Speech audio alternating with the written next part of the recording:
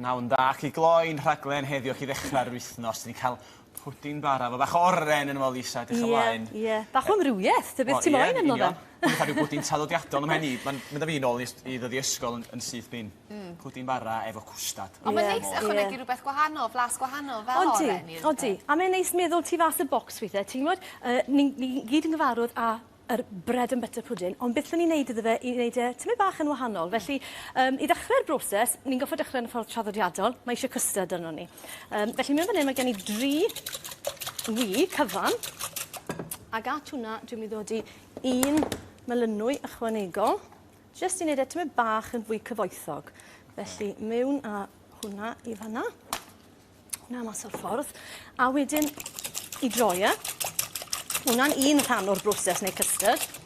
Yr hanner arall yw yr llath, rhyw 300 ml o lath. Plaster llawn? Plaster llawn, ty beth sydd gyda chi gartre. Bydwch mi mas i brynu yn arbennig, achos mewn at hwnna, ni'n mynd i ddod i'r un faint o hifen dwbl.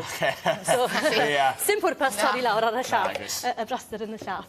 A ni jyst yn mynd i gynhesu hwnna trwyddo, a ni'n mynd i ychwanegu blas fanila iddo fe. Felly gallech chi ddod i pod cyfan mewn a crafu'r hadau bach yn y mas, neu i wneud bywyd yn hawdd, jyst dod i bach o'r rhinwedd fanila mewn fel yna. Dyna bod unio'r un peth ydi o? I gwmwys rhywun peth. Di hwn ddim yn rhad, mae hwn yn rhyw wech pint y botel, a mae'r pod fanila tua pint yr un. Ond mae'n rhyw chi'n gallu cadw yn y cwbwr? Yn y cwbwr, odi. A chi'n ei cael cennen yma, neu gyda chi wedyn. A jyst twymo hwnna trwyddo. Nawr te, beth ni'n ei wneud nawr yw cyfuno'r ddoi yma. Pidwch byth a ychwanegu yr wy mewn i'r gymysgedd llath twym. Bydd wedi sgramblo yn syth. Dwi'n gwybod problem yna, dwi'n licio wedi sgramblo. Yn ei le.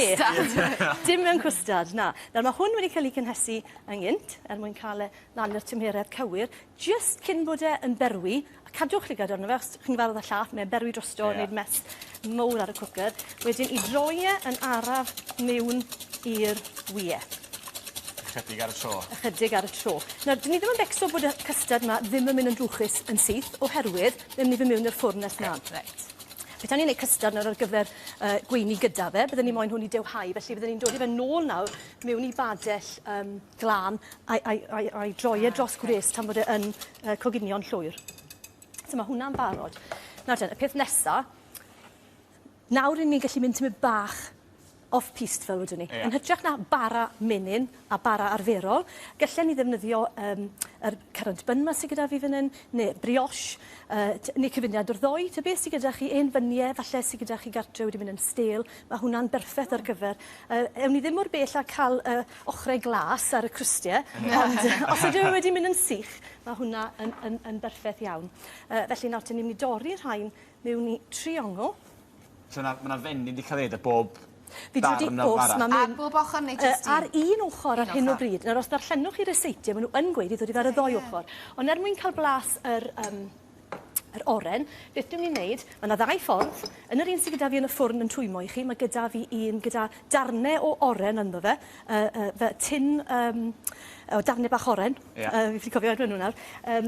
Fel clementines, mandarins, dod i'r hynna mewn rhwng y darnau, ond fan hyn, beth dwi'n mynd i wneud yw just dod i bach o, chi'n cael cillell glan, bach o'r marmalade trwy hyn rhwng bob darn, a wedyn dod i'r rhain mewn yn y ddysgil.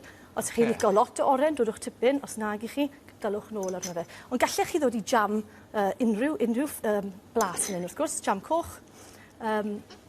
So efo jam yn gwynebu fyny, yn hytrach na... Ie, wel fi'n dod i'r melyn sian lawr, mae hwnna'n arbed y fe i stico gormod i wylod yr pan.